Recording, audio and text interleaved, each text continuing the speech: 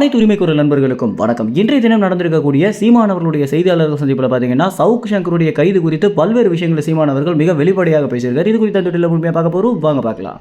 திமுக கட்சியை விமர்சனம் பண்ணி சிறைக்கு சென்று வந்த பின்னர் சீமானோட ரொம்பவே நண்பராகி அதற்கு பிறகு மீண்டும் சீமான் மேல வன்மத்தை காக்க தொடங்கி இருக்கக்கூடிய சவுக் சங்கருடைய தற்போதைய நிலை எப்படியாக இருக்கு அப்படின்னா, அதிமுகவுக்கும் பாஜக கட்சிக்கும் ஒரு கைக்கூலி போல பணத்தை வாங்கிட்டு தான் சவுக்கு சங்கர் செயல்படுறாரு அப்படின்றதுக்கு பல்வேறு ஆதாரங்களும் இருக்கு. இதனால சவுக்கு சங்கருடைய விமர்சனத்தை பார்க்கறதுக்கு மக்கள் பார்த்தீங்கன்னா அதிக அளவில் ஆர்வம் செலுத்தாம தான் இருந்துட்டு இருக்காங்க. இப்படி இருக்க நிலைமையில தான் திமுக கட்சியை ரொம்ப அவதூறாகவும் கொச்சையாகவும் விமர்சிக்கிற காரணத்தினால சவுக்கு சங்கருக்கு பார்த்தீங்கன்னா தற்போது கஞ்சா வச்சிருந்தாரு அப்படின்றத காரணமாக காட்டி கைது பண்ணியிருக்காங்க. ஆனால் அந்த கஞ்சாவை வச்சது அரசாங்கம் தான் அப்படின்னு தற்போது சீமான் அவர்கள் பார்த்தீங்கன்னா செய்தியாளர்கள் சந்திப்பில் பேசியிருக்காரு.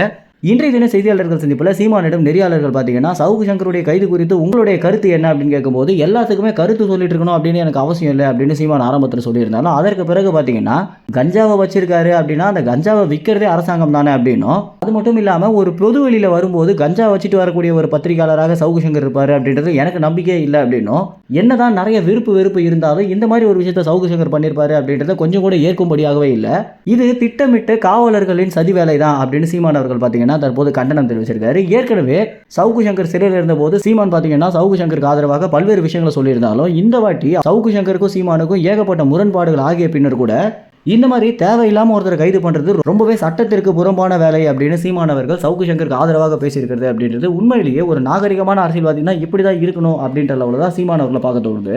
மட்டும் இல்லாமல் தமிழ்நாட்டில் இந்த கஞ்சா வியாபாரம் எந்த அளவுக்கு அதிகரிச்சுட்டு இருக்கு, எதனால இதுக்கு ஒரு முற்றுப்புள்ளியே வைக்க முடியல அப்படின்ற ஒரு கேள்வியை நெறியாளர் கேட்டும்போது சாராயம் எப்படி வியாபாரமாக மாறிச்சோ அந்த மாதிரி தான் தற்போது தமிழ்நாட்டில் கஞ்சா வியாபாரம் மாறிட்டு இருக்கு. இதுக்கு பின்னாடி நிறைய அமைச்சர்கள் நேரடியாகவே உடன்பட்டிருக்காங்க. இதனால தான் காவலர்களால் யாரையுமே கைது பண்ண முடியாம இந்த கஞ்சா வியாபாரம் தமிழ்நாட்டில் அதிகரிச்சுட்டே இருக்கு அப்படின்னு சீமானவர்கள் பார்த்தீங்கன்னா யாருக்குமே தெரியாத ஒரு விஷயத்தை உடைச்சிருக்காரு.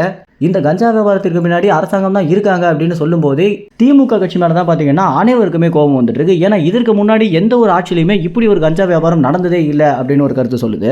மேலும் சீமானவர்கள் சொல்லியிருப்பதை குறித்து என்ன நினைக்கிறீங்க அப்படின்னா, இந்த தமிழ்நாடை பொறுத்த வரைக்கும் கஞ்சா வியாபாரம் அதிகரிச்சுட்டு வர்றதுக்கு திமுக கட்சி தான் காரணமா அப்படின்ற உங்க கருத்துக்களை கமெண்ட்ஸ்ல தெரிவிங்க. நன்றி, வணக்கம்.